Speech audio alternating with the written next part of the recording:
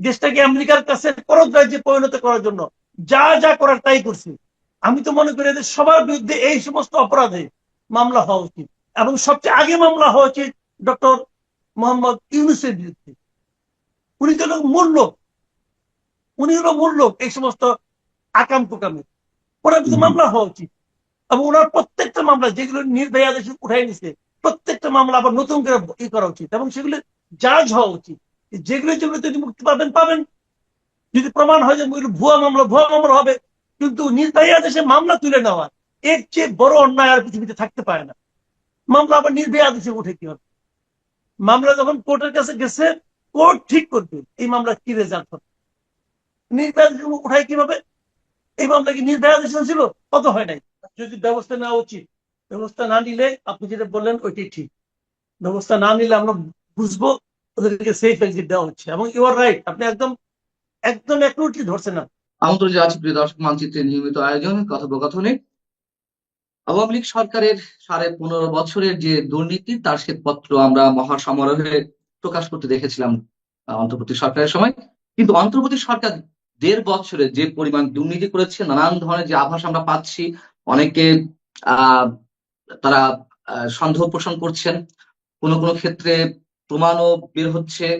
অন্তর্বর্তী সরকারের কথা এবং কাজে অনেক ধরনের তফাৎ বা পার্থক্য আমরা খুঁজে পাচ্ছি। সেই সব জায়গা থেকে এই সরকারের দুর্নীতি শ্বেতপত্র আদৌ প্রকাশ করা হবে কিনা, না করা হলে কেন হবে না, সেসব বিষয় নিয়ে আমরা কথা বলবো। পাশাপাশি অন্তর্বর্তী সরকার যে ক্ষমতা ধরে রাখার চেষ্টা করছিল কোনো কোনো উপদেষ্টা তাদের, কেন নির্বাচন দিতে বাধ্য হলো একটা সময়, সেসব নিয়ে আমরা আলোচনা করবো। এ বিষয়ে আলোচনার জন্য আমাদের সঙ্গে যুক্ত রয়েছেন সিনিয়র সাংবাদিক এবং কলামিস্ট মাসুদ কামাল। সাংবাদিক মাসুদ কামাল, আপনাকে স্বাগত জানাচ্ছি।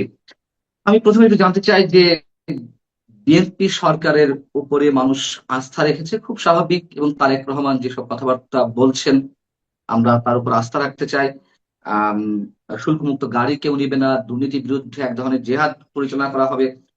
সেই জায়গা থেকে যদি আমরা আশা করি যে অন্তর্বর্তী সরকারের বিরুদ্ধে এখন যে ধরনের কথাবার্তা বের হচ্ছে, খোদ সিপিডি থেকে নানা ধরনের প্রশ্ন উত্থাপিত হচ্ছে, আপনি কি মনে করেন যে আমাদের এই আশাটা কি বাস্তবে প্রতিফলন ঘটবে? তারেক রহমান দুর্নীতি কোনো শ্বেতপত্র প্রকাশ করবেন? দেখেন, দুর্নীতির শ্বেতপত্র প্রকাশ করলে কি হয়? আমরা এই যাবত অনেক দুর্নীতি শ্বেতপত্র দেখছি। সেই শ্বেতপত্র দিয়ে কি হয়েছে? কোনোটাতে শ্বেতপত্রের উপর ভিত্তি করে এ পর্যন্ত কোন রকম মামলা মোকদ্দমা কোন রকম শাস্তি দেওয়ার দেখছেন আপনি? এই জীবনে দেখছেন? দেখেন নাই না, তো। কিন্তু আওয়ামী লীগ সরকারের কি যারা ছিল জড়িত তাদের বিরুদ্ধে তো অনেক ধরনের অ্যাকশন নেওয়ার আপনি তৎপরতা দুর্নীতির চলছিল। বিরুদ্ধে মামলা করেন, মামলা করেন, শ্বেতপত্র করবেন কেন? শ্বেতপত্র করা আমার বড় খারাপ আমি মনে করি। খারাপ কেন? শ্বেতপত্র করা মানে হলো শ্বেতপত্র অনেক কিছু বিশ্বাসযোগ্য কিনা আমার সন্দেহ আছে। যেমন এই সিপিডি, এই সিপিডি আওয়ামী লীগ সরকারের উপর একটা দুর্নীতির উপর একটা শ্বেতপত্র করছে। ওই সব শ্বেতপত্র নিয়ে এমন এমন এমন ফিগার আছে যে ফিগার নাকি অকল্পনীয়, অবিশ্বাস্য। এবং অনেক ইকোনমিক্স পর্যন্ত বলছে যে এটা তো আমাদের বাজেটের চেয়েও বেশি। তো এখন এইগুলি আসলে কতটুকু সত্য কতটুকু স্পেকুলেশন এটা বলা বড় কঠিন। এবং এটা থাকলে কি হয় জানেন? এটা থাকলে বরং সুবিচারটা হয় না। আওয়ামী লীগের গভর্নমেন্টের যে শ্বেতপত্র সেটা বিচার হয়েছে? হয় নাই তো। আমি বলবো যে অন্তর্বর্তীকালীন সরকারের যদি কেউ দুর্নীতি করে থাকেন, বরং সরকারের যেটা উচিত হবে, শ্বেতপত্র টেতপত্র বোগাস। সরকারের উচিত হবে কি জানেন? উচিত হবে যে অন্তর্বর্তীকালীন সরকার সহ আগের সরকার, সকল সরকারের অথবা সরকারের বাইরে যারা যত দুর্নীতি করছে এই দুর্নীতিগুলির কার্যকর বিচার করা, এটা সরকার উচিত হবে। এখন এই বিচারগুলি করার জন্য শ্বেতপত্র কোনো বেজ লাইন হতে পারে না। কারণ শ্বেতপত্র যারা তৈরি করে এরাও তো এই দেশেরই লোক, এরাও তো এই দেশের লোক। এটা হলো আলোচনার জন্য, পত্রিকার হেডলাইন হওয়ার জন্য খুব ইন্টারেস্টিং ব্যাপার। এছাড়া এর কোনো কার্যকারিতা আছে বলে আমার কাছে মনে হয় না। কারণ আমরা অনেক বছর ধরে সেই এরশাদের আমল থেকে শ্বেতপত্র দেখে আসতেছি, কিচ্ছু হয় না কিন্তু সেটা। বরঞ্চ আপনি বিচার করেন, দুদকের মাধ্যমে বিচার করেন, সরকারি ফৌজদারি আদালতে বিচার করেন, প্রত্যেকটা বিচার হোক, সুবিচার হোক। রাজনৈতিক বিচার চাই না, সুবিচার হোক। আপনি বিচার ব্যবস্থাকে ঠিক করেন, দুদককে ঠিক করেন, ঠিক করে প্রত্যেকটা ঘটনা ধৈর্য ধরে বিচার করেন। উপায় কেমন বলি? উপায়টা হলো শ্বেতপত্র না। উপায়টা হলো প্রত্যেকে আপনি একটা গণ বিজ্ঞপ্তি দেন যে যার সঙ্গে যত দুর্নীতি হয়েছে, যে দুর্নীতির যত সাক্ষী আছে, যার কাছে যত তথ্য প্রমাণ আছে সব আমাদের এখানে পাঠান। প্রয়োজনে আপনার ঠিকানা দিয়েন না, ঠিকানা ছাড়া অভিযোগ লিখিত আকারে পাঠানোর দরকার নাই, তথ্য প্রমাণ পাঠান। কারো না কারো কাছে তথ্য আছেই, কারো না কারো কাছে তথ্য আছে। তথ্য ছাড়া একা একা দুর্নীতি করা যায় না। আপনি কোনো অপকর্মে একা একা করতে পারবেন না, এটা মাথায় রেখেন। আপনার কোনো না কোনো পার্টনার থাকবে, কোনো না কোনো সঙ্গী থাকবে, কোনো না কোনো সাক্ষী থাকবে। সে হয়তো একসময় আপনার পক্ষে ছিল, এক পর্যায়ে দুর্নীতির অর্থের ভাগ বাটোয়ারা নিয়ে সে এখন আপনার বিপক্ষে চলে গেছে, এবং দেখবেন সে তথ্য দিয়ে দিবে। আপনি তথ্যগুলো ওপেন আহ্বান করেন, আহ্বান করে আপনি বলেন যে কোনো আপনার সোর্স বলা দরকার, আপনি ইনফরমেশন গুলো আমাদেরকে দেন, আমরা সেটা খুঁজে পাই করবো বাকিটুকু। এটা করেন, আপনি পেয়ে যাবেন। এবং তারপরে প্রত্যেককে একদম কঠিন ভাবে আইনের আওতায় আনেন, দেখবেন হয়ে যাবে, ফল পাবেন, ফল পাবেন। তবে এইগুলি আ- বেসিক কি জানেন? বেসিক হলো, যে সরকার এটা করতে চায় সেই সরকারের মধ্যে দুর্নীতির বিরুদ্ধে আন্তরিকতা থাকতে হবে। আমার প্রশ্নটা ঠিক ওখানেই, যে আহ বিএনপি সরকারের সময় অন্তর্বর্তী সরকারের দুর্নীতির তথ্য উন্মোচন হবে কিনা, বা কোনো কার্যকর কোনো পদক্ষেপ নেওয়া হবে কিনা, এবং শ্বেতপত্রের প্রসঙ্গটি ওই কারণেই এসেছে যে একটু ধারণা পাওয়া। আপনি যে কথাগুলো বললেন যে বিজ্ঞপ্তি দিয়ে তথ্য প্রমাণ চাওয়া বা সংগ্রহ করা, ওরকমই কিছু। এবং যদি ধারণাটাই না আসে, তাহলে বিচারটা হবে কিভাবে, উদ্যোগটা নিয়ে হবে কিভাবে, এবং আপনি যে এখন জিনিসটা ধারণাটা উদ্যোগের কথা আপনি বলছেন। কাকে করতে দিবেন? ধারণাটা আপনি কার কাছ থেকে নেবেন? ধারণাটা আপনি কার কাছ থেকে নেবেন? এই লোকগুলি তো সমাজের সুবিধাভোগী ভাই। আমি তো এই লোকগুলোর উপর আস্থা রাখি না। আপনি ধারণা নিলেন, বলে মাসুদ কেমন আপনি ধারণা দেন, আমি দিলাম।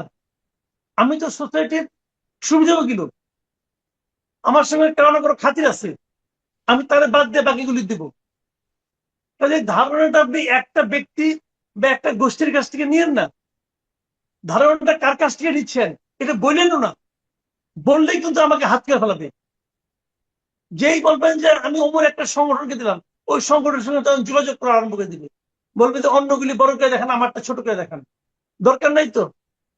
আপনি অজ্ঞাত পরিচয় লোকের কাছ থেকে বলেন, আমি আপনার পরিচয় গোপন রাখবো। আপনার কাছে দুর্নীতি যা কিছু তথ্য আছে আপনি বলেন, আপনি এক্সাম্পল, কথার কথা। আপনি একটা প্রতিষ্ঠানকে দায়িত্ব দিলেন, ধরেন সুজনকে দায়িত্ব দিলেন, ভাই আপনি একটু দুর্নীতির উপরে একটা শ্বেত পত্র বানাই দেন। তারা কিন্তু অনাগ্রহী হবে না, আগ্রহের সঙ্গে শুরু করবেন। মিস্টার বদির আলম বুঝুন দেখেন বিরাট আগ্রহ ঝাঁপাই পড়ছে। ঝাঁপাই পড়লে কি হবে? আলটিমেটলি ওনার কিছু লাভ হবে, আর কিছু লাভ হবে। ওনাকে সবাই চেনে, ওনাকে সবাই যাবে, ভাই আমার কাছে অমুকের সম্পর্ক আছে, তমুকের সম্পর্ক আছে, তাহলে আমার টুকু আপনি একটু সাইজ করে দিয়ে। উনি কে? উনি কি দুধে ধোয়া তুলসী পাতা? বাংলাদেশে কে দুধে ধোয়া তুলসী পাতা বলেন তো আপনি? আচ্ছা, জানেন আপনি, আমি দিবেন, আছি। সেই একটা কামতে আলো তৈরি। আপনি আছেন, আমি আছি। ধোয়া। এটাকে হঠাৎ করে বলতে আমি পারি। আপনি পরীক্ষিত না, শুনেন পান না, বড় বড় ডায়লগ দিয়ে লাভ নাই। বড় বড় ডায়লগ, আমি আমি আপনার চেয়ে পরীক্ষিত না। আমরা মনে করতেছি আমি আছি, আপনি না, মনে করতেছেন আপনি আছেন, কিন্তু যেটুকু সুযোগ পেয়েছেন, যেটুকু সুযোগ পেয়েছেন, আমি যতটুকু পেয়েছি অন্তত সেই জায়গা থেকে বলতে পারবো, হলফ করে বলতে পারবো যে আমরা দুধে ধোয়া।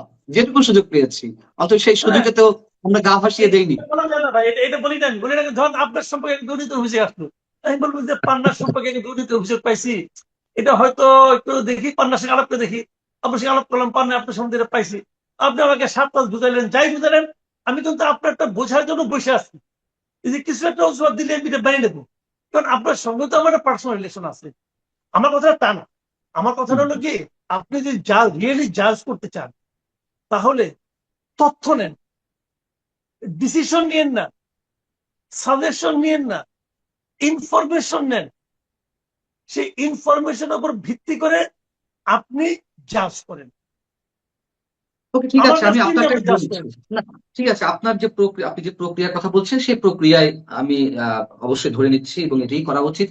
কিন্তু সেদিকেও সরকার এগোবে কি না, আপনার কি মনে হয়?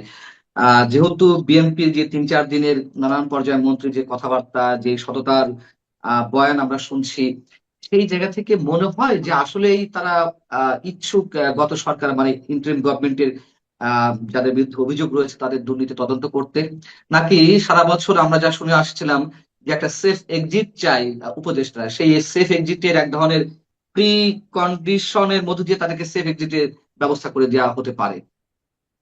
শুনেন, বিএনপি যে ক্যাবিনেটটা আছে, এখানে আমি দুই ধরনের লোক দেখি এবং আমি খুব সতর্কভাবে এদেরকে পর্যবেক্ষণ করব।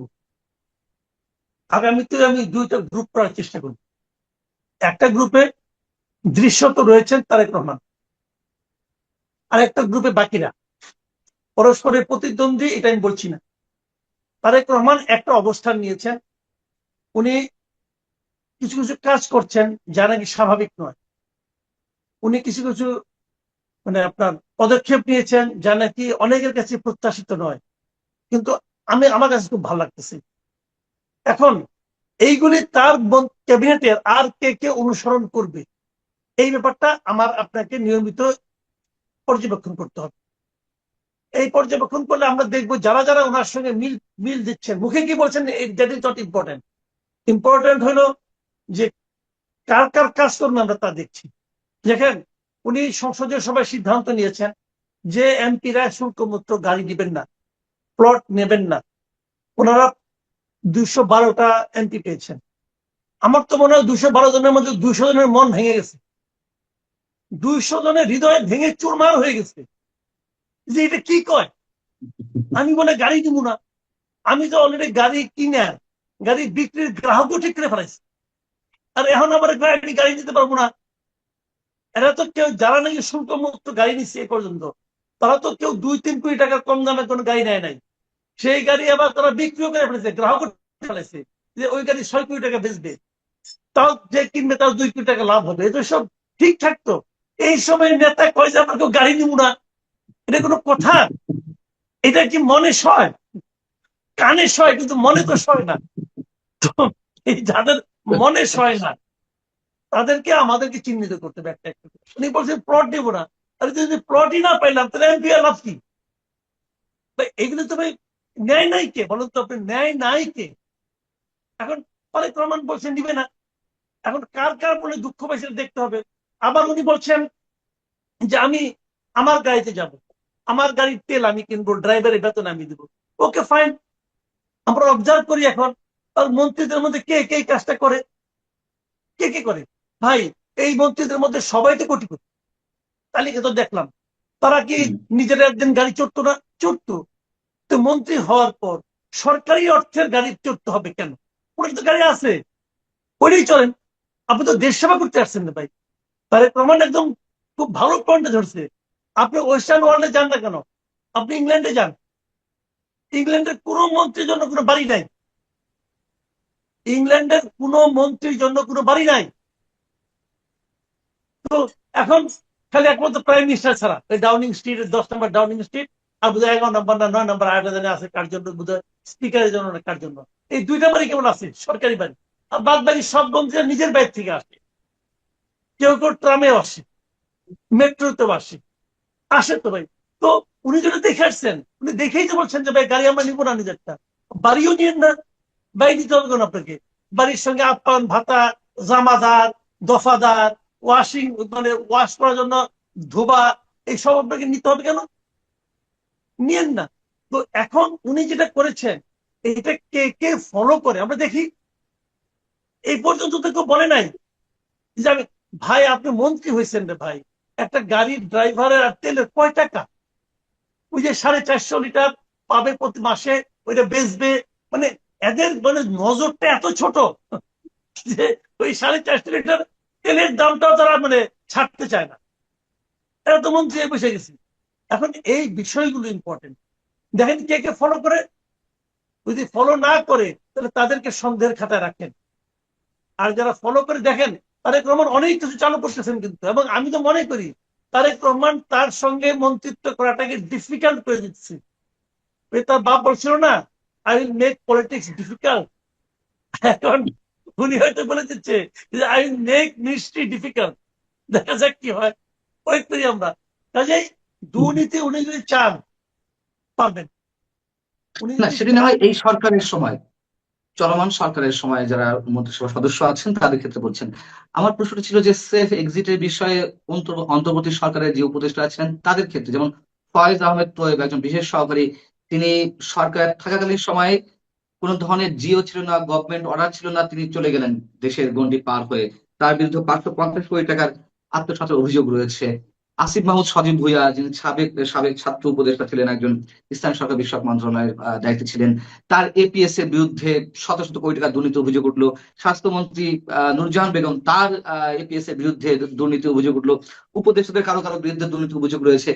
তাহলে আমার প্রশ্ন হচ্ছে যে তাদের বিরুদ্ধে যদি কোনো ধরনের অ্যাকশন না নেওয়া হয়, তাহলে কি আমরা ধরে নেব যে আসলে কোনো প্রি কন্ডিশনের ভিত্তিতে তাদেরকে সেফ এক্সিটের ব্যবস্থা করে দেওয়া হচ্ছে? যদি ব্যবস্থা নেওয়া উচিত, ব্যবস্থা না নিলে আপনি যেটা বললেন ওইটাই ঠিক।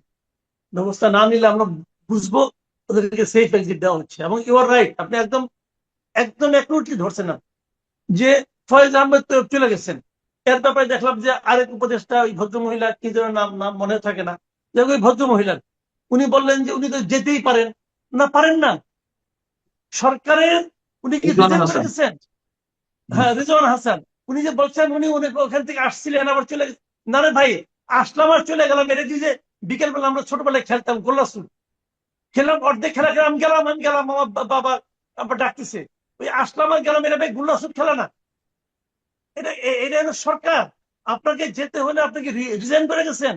আপনি তো দুদিন আগেই চলে গেছেন। দুদিন আগে আপনি কিভাবে গেলেন?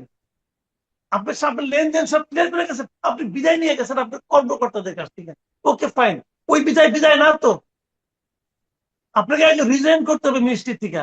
মিনিস্ট্রি দেখবে আপনার কাছে কোনো দেনা পাওনা কোনো কিছু আছে কিনা, এগুলি হয়েছে, প্রপারলি হয়েছে।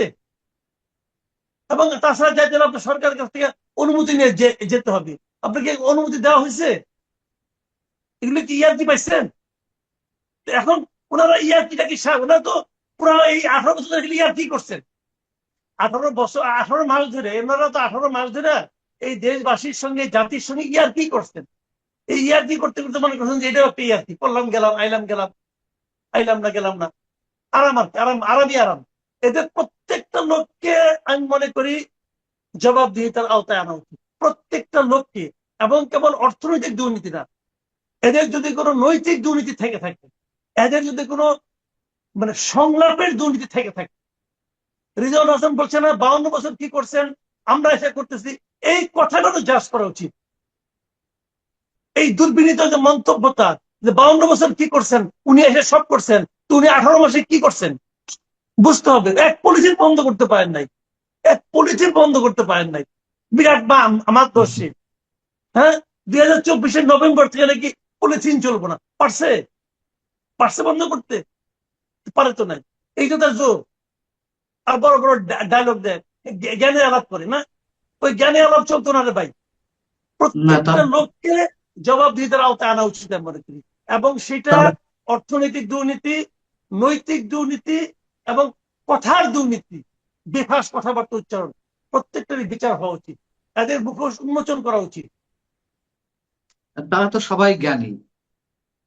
সাবেক প্রধান উপদেষ্টা প্রেস সচিব বললেন যে আপনার কোনো পড়াশোনাই নেই, আপনি কি বলেন না বলেন কেউ বোঝে না। আমরা তো সব বুঝি, কিন্তু উনি বোঝেন না, উনি এতটাই জ্ঞানী। হ্যাঁ, আহ, আপনার পড়াশোনার পরিধি নিয়ে তার সন্দেহ আছে, ইত্যাদি ইত্যাদি। না না, শোনেন আমি বলি, আমার লেখাপড়া আসলেই নাই, আমি আসলেই একটা মূর্খ টাইপের লোক। আমার পুরো, আসলে কিন্তু আমার কোনো সার্টিফিকেট নেই, বুঝছেন? আমি খুবই মূর্খ। আমি মোটামুটি 35 বছর ধরে চাকরি বাকরি করছি। তো এরা কেউ এই মূর্খ লোকটা কেন রাখলো এতদিন, আমি এটি বুঝলাম না। যে জিনিসটা শফিক সাহেব একদিন পরে বুঝলো, এটা এই এরা কেউ বুঝে নাই, বুঝছেন? কেউ বুঝে নাই, উনি একলাই বুঝছে। তো কি করবো আর বলেন।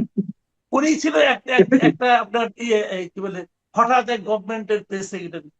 তো আমি বঙ্গবন্ধুর প্রেস সেক্রেটারি চাকরি করে আসছি। বঙ্গবন্ধুর প্রেস সেক্রেটারি ছিলেন তো খান সাহেব। ইয়ে তোয়াব খানের সঙ্গে আমি চাকরি করে আসছি, 12 বছর চাকরি করছি। তোয়াব খান 12 বছরের টের পায় নাই যে আমি তো কোনো লেখাপড়া করিনি। এখন উনি উনি বুঝে গেছে তো আমি কোনো লেখাপড়া করি নাই। তো কি আর করার? আমার আমার ধারণা উনি একটা নৈশকালীন বিদ্যালয় খুলবেন, সেই নৈশকালীন বিদ্যালয়ে আপনি প্রথম ছাত্র হবেন, সাবেক প্রেস সেক্রেটারি। এটা আমরা শুনেন, আমি দেখতে বলি চাই। ভাই, আমার সম্পর্কে অনেকে অনেক কথা বলে। আমি যে মহাজ্ঞানী লোক তা তো আমি দাবি করতে পারবো না। আমি একটা অবশ্যই আমি নিজেও মনে করি আমার অত জ্ঞান নাই। তবে আমার যে জ্ঞান আছে ভাই, এই জ্ঞান দিয়ে আমার জীবন চলে গেছে, কোনো সমস্যা হয় নাই। আর আমার 80% যদি ভুল ভাল হয়, তাহলে এই দেশের মানুষের একটা মাথার মধ্যে কোনো বুদ্ধিশুদ্ধি নাই। এই 80% ভুল বলি আমি, কেউ ধরতে পারলো না, উনি একলা ধরে ফেললো মহাজ্ঞানী, তো কিছু বলার নাই। শুনেন, এইগুলি নিয়ে না আমার কোনো জবাব নাই। আমি জবাব দিতে চাই না কেন, আপনি যখন রাস্তায় বেরোবেন, রাস্তায় বেরোলে পরে আপনাকে দেখে কিন্তু দু একটা কুকুর ঘেউ ঘেউ করতে পারে। এখন আপনি কি যেই তাকে বলবেন, ভাই কুকুর তুমি কেন ঘেউ ঘেউ করতেছো, তোমার তো আমাকে দেখে ঘেউ ঘেউ করা ঠিক না, এটা আপনি বলবেন? বললে আপনি কয়জনকে বলবেন? বলতে তো পারবেন না। আবার ধরেন সেই কুকুরটা যদি কোন একটা ভাগ্য বলে কোন একটা বড় লোকের বাসার কুকুর হয়ে যায়, সেই বাসায় সে নিয়মিত এসি রুমে থাকে, সেখানে তাকে নিয়মিত খুব দামি দামি 5 স্টার হোটেল থেকে খাবার এনে খাওয়ানো হয়, তবু তো সে কুকুরই থাকে না। তার কিন্তু চরিত্র চেঞ্জ হয়ে থাকে, চেঞ্জ হয়ে যায় না। তো এইগুলো নিয়ে আমি কি করতে পারি? এগুলো তো আমার কিছু করার নাই। কিছু আমাকে করার যে নেই, যা বলে অবশ্যই কিছু করুক, করার নেই। আমাদের মানে শোনা ছাড়া তার কাজ নাই। মাঝে মাঝে কৌতুক অনুভব করি, ওকে ফাইন, নো প্রবলেম। আমি একটা শেষ প্রশ্ন করি আপনার কাছে, এটা উত্তর নিয়ে আমরা শেষ করব।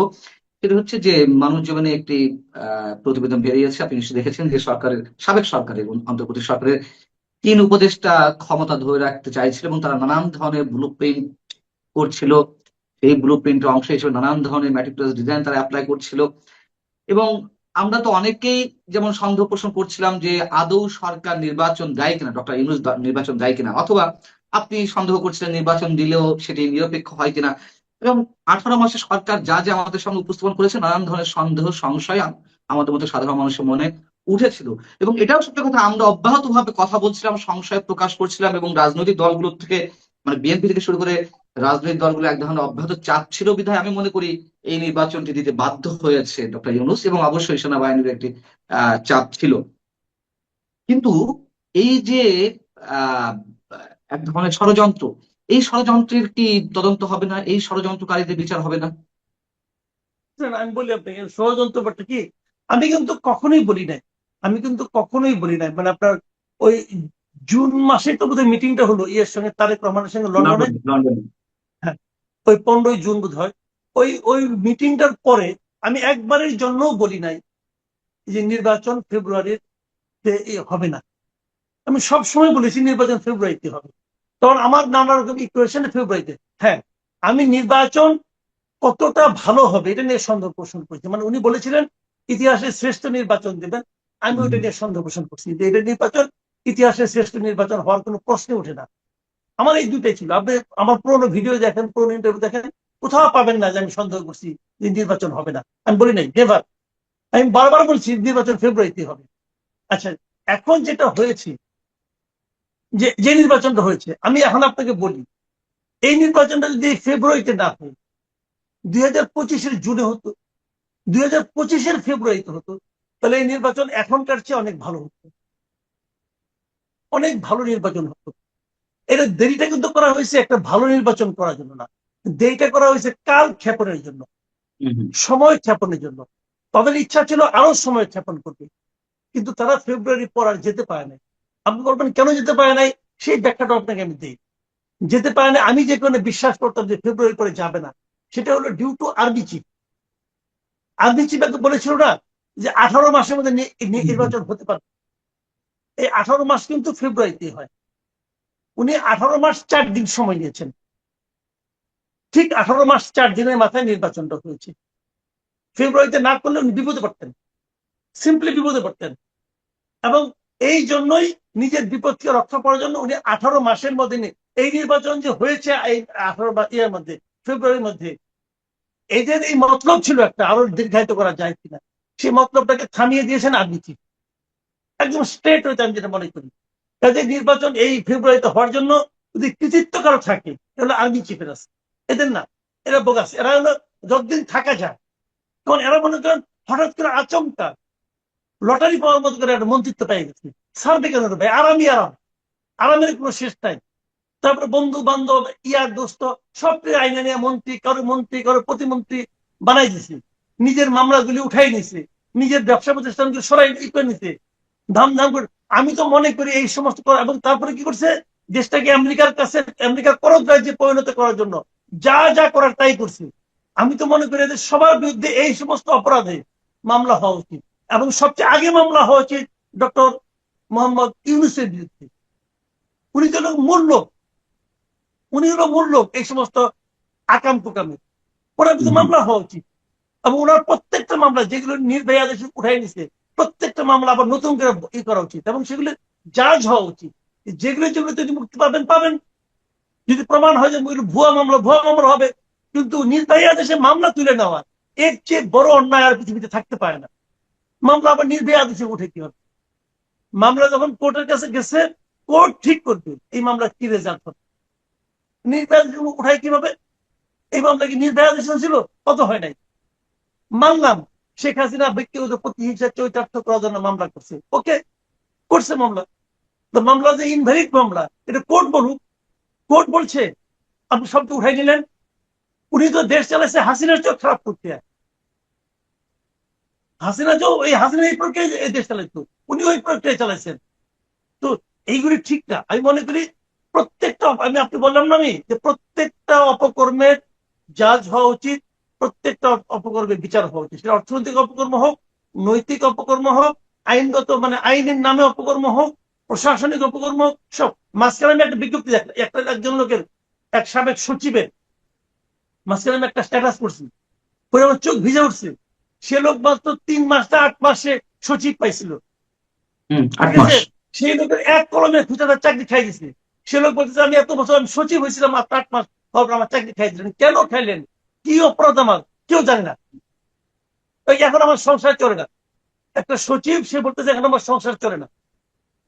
এই যে অভিযোগটা করছে এটা কি বানানো অভিযোগ?